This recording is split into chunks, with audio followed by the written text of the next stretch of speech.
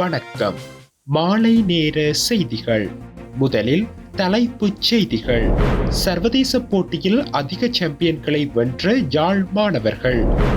இலங்கையில் மனைவி மற்றும் மகள் கண்முன்னே சுட்டுக் கொல்லப்பட்ட தந்தை. யாழில் கடலில் மூழ்கிய இளைஞன் யுவதி.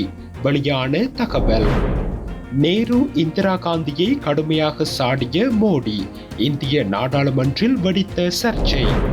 ரஷ்யாவின் முக்கிய எண்ணெய் உற்பத்தி நிலையத்தை தாக்கிய உக்ரைன். யாழில் தீவிரமடையும் எலிக்காய்ச்சல், மேலும் ஒருவர் உயிரிழப்பு.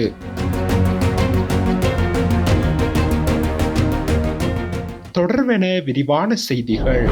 இந்தியாவின் புதுடெல்லியில் நேற்றைய தினம் நடைபெற்ற சர்வதேச யூசிமாஸ் போட்டியில் யாழ்ப்பாணத்தில் இருந்து சென்ற மாணவர்களில் 7 மாணவர்கள் சாம்பியன்களை வென்று சாதனை படைத்துள்ளனர். உலக நாடுகளில் இருந்து 1000க்கும் மேற்பட்ட மாணவர்கள் கலந்து கொண்ட போட்டியில் இலங்கையில் பல பாகங்களில் இருந்தும் 103 மாணவர்கள் கலந்து கொண்டனர். அவர்களில் பல்வேறுபட்ட பிரிவுகளைச் சேர்ந்த 16 மாணவர்கள் சர்வதேச சாம்பியன் பட்டத்தை வென்றுள்ள நிலையில் யாழ்ப்பாணத்தில் திருநெல்வேலி சென்டரில் இருந்து 21 மாணவர்கள் கலந்து கொண்டு 3 சாம்பியன்களும், யாழ்ப்பாண கிளையில் இருந்து 6 பேர் கலந்து கொண்டு 4 மாணவர்கள் சாம்பியனும் ஆகியுள்ளனர். அதேவேளை வெள்ளவத்தை கிளை, திகாரியா கிளை மற்றும் குளியாப்பட்டிய கிளைகளில் இருந்து சென்றவர்களில் தலா 2 மட்டக்களப்பு கிளை மற்றும் களனி கிளையில் இருந்து சென்றவர்களில் தலா 1 சாம்பியனாக தெரிவாகியுள்ளனர். மீகொட நாககவத்தையில் காரில் பயணித்த 32 வயதுடைய நபரொருவர் வாகனத்தில் பதுங்கியிருந்த 2 இனம் தெரியாத ஆயுததாரிகளால் சுட்டுக் கொல்லப்பட்டுள்ளதாக போலீசார் தெரிவித்துள்ளனர். உயிரிழந்தவர் 32 வயதுடைய ஒரு பிள்ளையின் தந்தை என அடையாளம் காணப்பட்டுள்ளார். நேற்று இரவு பாதிக்கப்பட்ட நபர் தனது சகோதரியின் வசிப்பிடத்திலிருந்து மீகொட நாககவத்தையில் உள்ள தனது சொந்த வீட்டிற்கு சென்று கொண்டிருந்த போதே துப்பாக்கிச் சூட்டுக்கு இலக்காகியுள்ளார். இனம் தெரியாத நபரொருவர் அவரது வாகனத்தை நிறுத்திய போது மற்றொரு நபர் அவர் மீது துப்பாக்கிச் சூடு நடத்தியதாக போலீசார் தெரிவிக்கின்றனர். துப்பாக்கிச் சூட்டில் பலத்த காயமடைந்த நபர் கோமாகம வைத்தியசாலையில் அனுமதிக்கப்பட்டதன் பின்னர் உயிரிழந்துள்ளதாக தெரிவிக்கப்பட்டுள்ளது. துப்பாக்கிச் சூடு நடந்த போது பாதிக்கப்பட்டவரின் மனைவி மற்றும் அவரது 1 வயது மகளும் காருக்குள் இருந்தனர்.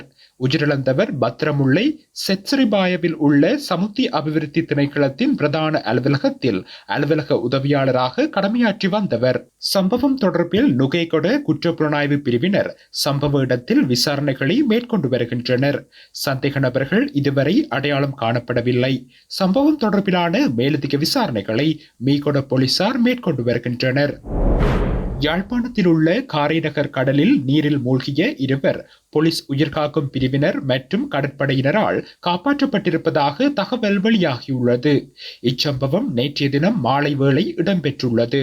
சம்பவம் தொடர்பில் மேலும் தெரிய வருகையில் கசூர்னா கடற்கரைக்கு வருகை தந்த யுவதியொருவரும் இளைஞர் ஒருவரும் கடலில் நீராடி கொண்டிருந்த போது நீரில் அடித்து செல்லப்பட்டனர். சம்பவம் தொடர்பில் தகவலறிந்து விரைந்து செயற்பட்ட போலீஸ் உயிர்காக்கும் பிரிவினரும் கடற்படையினரும் நீரில் அடித்து செல்லப்பட்ட 2 காப்பாற்றியுள்ளனர். காப்பாற்றப்பட்ட யுவதிக்கு பாதிப்புகள் இல்லாத நிலையில் அவர் வீடு சென்றுள்ளார். இளைஞன் யாழ்ப்பாணம் போதனா வைத்தியசாலையில் சிகிச்சைக்காக அனுமதிக்கப்பட்டுள்ளார். தகுந்த நேரத்தில் விரைந்து செயற்பட்டு 2 உயிர்களையும் காப்பாற்றிய உயிர்காக்கும் போலீஸ் பிரிவினருக்கும் கடற்படையினருக்கும் பலரும் பாராட்டுக்களை தெரிவித்து வருகின்றனர். இந்தியாவின் அரசியல் சாசனத்தை மாற்றுவதற்கு அவசர சட்டத்தை காங்கிரஸ் கொண்டு வந்தது எனவும் அரசியல் சாசனத்தை காங்கிரஸ் கட்சியை போல அளித்தது வேறு யாரும் அல்ல என்றும் அந்நாட்டு பிரதமர் நரேந்திர மோடி குற்றம் சுமத்தியுள்ளார். மேலும் காங்கிரஸ் கட்சி கடந்த 75 ஆண்டுகளில் அரசியலமைப்பை 60 முறை மாற்றியுள்ளது எனவும் மோடி கூறியுள்ளார். தன்னுடைய நாட்காலியை காப்பாற்றிக் கொள்ளவே இந்திரா காந்தி இவற்றை நடைமுறைப்படுத்தினார் என அவர் கூறியுள்ளார். மேலும் முன்னாள் பிரதமர் நேரு விதைத்த விதைக்கு தண்ணீர் ஊற்றி வளர்த்தவர் இந்திரா காந்தி என்றும் மோடி தெரிவித்துள்ளார். அம்பேத்கருக்கு பாரத ரத்னா விருது கூட காங்கிரஸ் ஆட்சியில் இல்லாத போதுதான் வழங்கப்பட்டது. நேரு முதல் ராஜீவ்காந்தி வரை இடஒதுக்கீட்டை கடுமையாக எதிர்த்தார்கள். இடஒதுக்கீட்டிற்கு எதிர்ப்பு தெரிவித்து மிக நீண்ட கடிதங்களை எழுதியவர் முன்னாள் பிரதமர் நேரு. நாடாளுமன்றத்திலும் இடஒதுக்கீட்டிற்கு எதிராக பேசியவர்கள் காங்கிரஸ் கட்சியினர். வாக்கு வங்கி அரசியலுக்காக பட்டியலின பழங்குடியின மக்களை காங்கிரஸ் அரசு வஞ்சித்தது. மதத்தின் அடிப்படையில் இடஒதுக்கீடு வழங்குவது குறித்து நாடாளுமன்றத்தில் மிக நீண்ட விவாதங்களை நடத்தினார்கள் என மோடி கூறியுள்ளார். ரஷ்ய துருப்புக்களுக்கு எரிபொருள் விநியோகத்தில் முக்கிய ஆதாரமாக இருக்கும் எண்ணெய் நிலையத்தை உக்ரைன் ட்ரோன்கள் மூலம் தாக்கியுள்ளதாக வெளிநாட்டு ஊடகங்கள் செய்தி வெளியிட்டுள்ளன. ரஷ்யாவின் ஓரியோல் பிராந்தியத்தில் உள்ள ஸ்டீல் ஹோர்ஸ் எனப்படும் எண்ணெய் உற்பத்தி கட்டுப்பாட்டு நிலையத்தை குறிவைத்து உக்ரைனிய ஆளில்லா விமானங்கள் நள்ளிரவில் தாக்குதல் நடத்தியதாக அந்நாட்டு ராணுவம் தெரிவித்துள்ளது. இந்த எண்ணெய் நிலையம் உக்ரைன் எல்லையிலிருந்து சுமார் 170 கிலோமீட்டர் தொலைவில் உள்ளதுடன் இந்த தாக்குதலில் பெரும் தீ விபத்து ஏற்பட்டதாக கூறப்பட்டாலும் எந்த உயிரிழப்பும் ஏற்படவில்லை என ரஷ்யாவின் ஓரியோல் மாகாண ஆளுநர் ஆண்ட்ரோ கிளிச்சகோ தெரிவித்துள்ளார். அத்தோடு குறித்த தாக்குதலின் போது 11 ட்ரோன்கள் சுட்டு வீழ்த்தப்பட்டுள்ளதாகவும் அவர் குறிப்பிட்டுள்ளார். மேலும் உக்ரைனின் ராணுவ நடவடிக்கைகள் ரஷ்யாவின் எண்ணெய் நிலையங்களை தாக்கும் நோக்குடன் செயற்படுவதாக தெரிவிக்கப்படுகின்றது. உக்ரைனின் இந்த தாக்குதலால் ரஷ்யாவின் எண்ணெய் விநியோகத்தில் தாக்கம் ஏற்படும் என கணிக்கப்பட்டுள்ளமை குறிப்பிடத்தக்கது. யாழ்ப்பாணத்தில் எலிக்காய்ச்சல் நோய் என சந்தேகிக்கப்பட்டு அதிதீவிர சிகிச்சை பிரிவில் 3 நாட்களாக அனுமதிக்கப்பட்டிருந்த இளைஞர் ஒருவர் நேற்று உயிரிழந்துள்ளார். சம்பவத்தில் யாழ்ப்பாணம் கரவட்டி பகுதியைச் சேர்ந்த 23 வயது இளைஞனை சிகிச்சை பலனின்றி இவ்வாறு உயிரிழந்துள்ளார்.